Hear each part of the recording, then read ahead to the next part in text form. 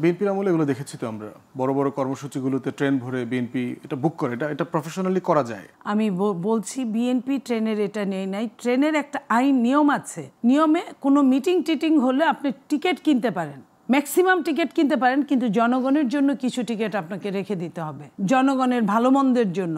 BNP কিন্তু অতটুকু maintain করেই কিন্তু ওই টিকিটগুলো ওইভাবে কিনেছে, ট্রেন বুকিং করে নাই, পুরো ট্রেনটা বুকিং করার কারোরও কোনো ক্ষমতা নাই, কখনো কেউ করে নাই।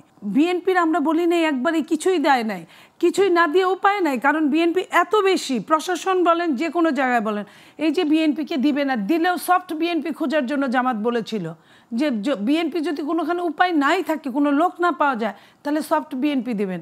বিএনপি না দিতেও 4টা থেকে 5টা ডিসি 64 জেলার মধ্যে 4 থেকে 5টা ডিসি আপনার বিএনপির ছাত্র দলের যারা এক সময় করতো, যারা বিসিএস করা, যারা অনেক দিন কোনো প্রমোশন পায় না, তাদের মধ্যে থেকে 4-5 জনকে দেওয়া হয়েছে। কিন্তু ফুয়াদ ভাইদের এইটুকু বলা উচিত যে তাদেরও তো দিয়েছে।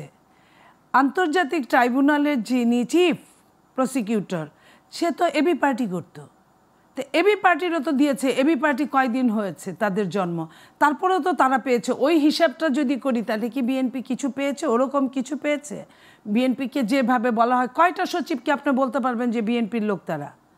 বরং বিএনপির যারা সচিব হওয়ার যোগ্যতায় দাঁড়িয়ে আছে, আপনার প্রমোশন এতদিন এই 17-18 বছর যাদের ওএসডি ছিল, চাকরি চলে গিয়েছিল, যারা দাঁড়িয়ে আছে তাদের কোনো ডেস্ক দেওয়া হয় নাই, তাদের কোনো চেয়ার টেবিল দেওয়া হয় নাই, তাদেরকে এই যে তারা রিটায়ারমেন্টে গেল বা যাচ্ছে, তাদেরকে কোনো পরিচয়বিহীন রিটায়ারমেন্ট।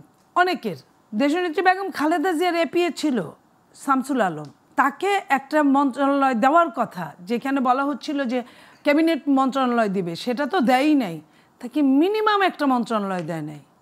এটা কি জাতির জন্য দুর্ভাগ্যজনক না? সে তো কম অপমানের, কম ইসের অত্যাচারের শিকার হয় না। সে এই 16-17 বছর সে বাংলাদেশে থাকতে পারে নাই, এত কিছু করার পরেও, বা ওই যেখানে ছিল সেখান থেকে সারাদিন এই দেশের হয়েই কাজ করছে, তারপরেও সে তো কিছুই পায় নাই। অথচ যারা কাজ করেন, যারা আওয়ামী লীগ করছে, তারাও কিন্তু অনেকেই আছে। আপনার জনপ্রশাসন সচিব, ক্যাবিনেট সচিব, তাদের নিয়ে সমালোচনা আছে। স্বাস্থ্য সচিব, এতে সরকারের সাথে বিএনপির কি দূরত্ব হচ্ছে? বিএনপির পক্ষ থেকে কোনো দূরত্ব নাই। বিএনপি কিন্তু এখনো বলে, আমাদের নেতা তারেক রহমান সাহেব, উনি অ্যাক্টিং চেয়ারম্যান, উনি যে বলেন যে কোনো কিছু, যে আমরা সর্বোচ্চ সহযোগিতা করতে চাই এই সরকারকে, এবং আমরা করছি।